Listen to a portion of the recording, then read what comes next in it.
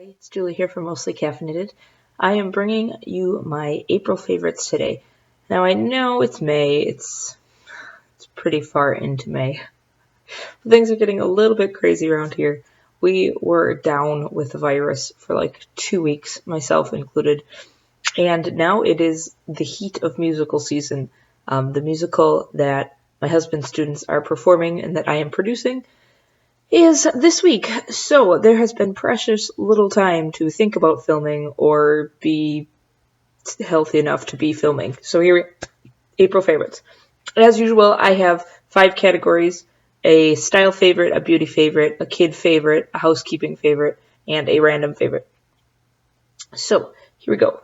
First of all, style favorite. I'm sorry, these are on my feet. I also apologize that these are not the cleanest shoes you've ever seen, because I wear them a ton. They are my Minnetonka moccasins. Now, they are, real Minnetonkas. It says that they're on the sole. It used to say it on the inside. Now it just says my feet have been in these a lot on the inside. They are like super plain. There's no embellishments or anything here. They're just like the normal, I don't know what this is, kind of a camel colored brown, tobacco colored brown with the rubber sole. And these have been my go-to shoe, let me tell you. If you follow me on Instagram, you have been seeing these almost every single day because they're super comfortable and they're decently warm. Like, your feet don't sweat.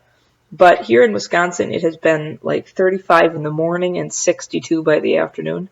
And these shoes have been working for that weather. Now, I don't wear them like to church or if I have to teach, obviously, because they're pretty casual. But every other day, that's what I've been wearing.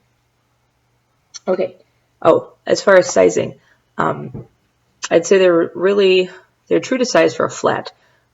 I have an 8.5 in these moccasins, and I wear like a 9 in a heel, and I can sometimes get away with an 8 in a flip-flop. But in a flat shoe, I usually wear an 8.5, and that's what these are. Okay, then, beauty favorites. I gotta be a little bit careful with this here. My gold Racoony, what do they call these? Hydrogel eye and spot patch. They're Korean beauty. I got them from Amazon. They were some of the least expensive, like, under eye masks or patches that I could find. I wanted something to try to help out this situation. You can see the situation. I'm looking a little haggard, and I really do like these. I have used them a few times, and I can't say like long term I'm seeing a difference, but the day after I use them, my under eyes look pretty good. I picked out these specifically because, let me see if I can show you without spilling. There's a little bit of liquid in here. See if I can show you. Okay, there, that's probably, yep, that's as far as I can tip it. They cut the eye patches, but then the circle in the middle that was like part of cutting the shape, they leave that in the container. So you get not only the under eye like sheet mask pieces, but you get the extra, what would have been the waist otherwise. So I liked that from a number of standpoints. I like that from a sustainability standpoint, like a low waist thing. And also, I'm sorry, I got there's like a little, plastic inner cap thing, and it's now stuck in here. Okay, there we go. It's less waist, and also I got a little bit on my fingers now. I like that you got more for your money this way. I forget how many there are in here, like 30 pair or something of the under eye things. But then that means there's also 30 circles. Sometimes I put one here because I have like a crazy, do you see this? A crazy deep wrinkle that has suddenly developed. I don't know what that is. So sometimes I put one here, or like you can continue to use them under your eye by putting the circle parts under your eye so you get the most for your money. What sold me after opening these, why they made it into my favorites, is the scent. I don't know what's in here. They claimed to be like on the outside packaging, there was a box that was in English. They claim to have like leaf extracts, like from plants and flowers and things. But these smell like plumeria, the scent that was popular back in the 90s. It's kind of floral without that funeral home rose type smell. I love the smell of these things. And when you put them on, you smell them the entire time you're using them. And your face still smells like that tomorrow. Sold. Okay, so that was style and beauty. Kids' favorite, handkerchiefs. This could also be considered an elderly man favorite, but let me explain. My oldest son has a tendency to whine and screech if he needs a Kleenex. Like the second he feels like he needs a Kleenex, he is screaming like something is murdering him.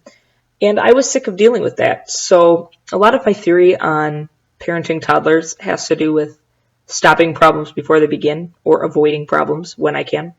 So I could avoid the toddler screaming about Kleenex by having him have something in his pocket all the time that he could wipe his nose with. So I bought handkerchiefs. These are two different sets. These white ones, they're kind of a, crispier cotton. I got these at the Farm and Fleet because I thought that would be the only place that I could possibly find handkerchiefs anymore these days. I don't love these. They're kind of stiff. This gray set, these came, with like 4 or 6 in a box. I got at Walmart on clearance. They were George brand. They were like sold with the dress clothes originally. These are so soft. So, no toddler screaming about Kleenex. And added bonus, these are softer on the kids' nose than a Kleenex. So they don't get like so red and irritated so fast. They don't mind when I wipe their nose with a handkerchief. They hate it if I use a Kleenex. And if we're going out of the house and we have colds or allergies, I just take one of these and throw it in my purse. And I don't need to take wads and wads and wads and wads and wads of Kleenex. And I don't have to worry about running out of Kleenex in the store. Win. Okay, housekeeping. This is going to look anticlimactic. This is a bag. Okay. But maybe you didn't know this. I didn't know this until really recently. They make a 2-gallon Ziploc bag. This is 2 gallons, okay? For size comparison, here's a 1-gallon bag. Yeah. So all the things you can't fit in a 1-gallon bag, like a box of fish sticks to put back in the freezer after they're open, a folded up costume for sorting costumes if you're producing a musical. If you like to put your outfits in Ziploc bags when you travel to keep them all separated, if you're going camping, hiking, canoeing, backpacking, whatever, this is so much bigger. You could fit so much more stuff in here than in this one. Like, look at that. You can fit, like, puzzles and books and paperwork in here. Like, say it's raining and you have to run out the house with important paperwork. It would fit in here. An 8.5 by 11 sheet of paper does not fit in a gallon-sized Ziploc bag. I'm a teacher and a mom. I know this information. Does not fit. So, I'm super stoked about these. Now, I wish I could tell you things like how expensive they are and how many come in a box compared to the 1 gallons, but I can't because my mother gave me this. I didn't know they existed, but I was home visiting my mom a few weeks ago, and she said something about it, and she gave me this one to take home and see what all I could fit in it and decide if I wanted to buy them. I do. And last, a random thing. Now, if you've been following along my Instagram or my Facebook, or have you been paying attention for the last 9 minutes where I've been talking about producing a musical, I'm producing a musical! And when you produce a musical, that means you don't work directly with like the acting, but you work with how the musical looks and sounds. So I work with the sets, the costumes, the singing, all that kind of stuff. And because I've done it before, I guess, I'm in the midst of sewing costumes, which means I have gotten into sewing again, full force. I set up my whole sewing area in the basement. I got out my sewing machine, I got out all my threads, I wound bobbins, I got out my brand new self-healing mat, my rotary cutter that my mama got me for Christmas, all that stuff. And I have rediscovered my love for this thing. Now, if you don't know what this is a wrist pincushion. Now, they come in all kinds of different situations. Mine has like a fabric strap that Velcros Sometimes they're plastic and it just kind of clips on your hand like a bangle. But the idea is it's a pincushion. There is a metal plate in here, so I can't possibly stab myself. And so while you're working, while you're pinning along, on your surface, or when you're taking out pins at the machine, or if you are draping on a person or a dress form, you can all your pins are right here. You don't have to put them in your mouth. I've been putting pins in my mouth or pinning them to the edges of my cardigans for years while I've been working on these kinds of things. And my mom got me this. I don't know if it was for Christmas this year or 2 years ago, and I'm just now getting back into needing it for sewing. But I have been fitting costumes like a crazy person and sewing things with pins all riddled in them for weeks now. And this has been an absolute lifesaver. When I go to school to fit costumes on the kids, I just take this and some safety pins and their pieces of their costume, and I am set to go. I don't need a surface. I don't need a mouthful of pins. I can talk to the kids while I'm working because I have this thing to stick my pins in. So if you sew, tailor, costume fit, alter.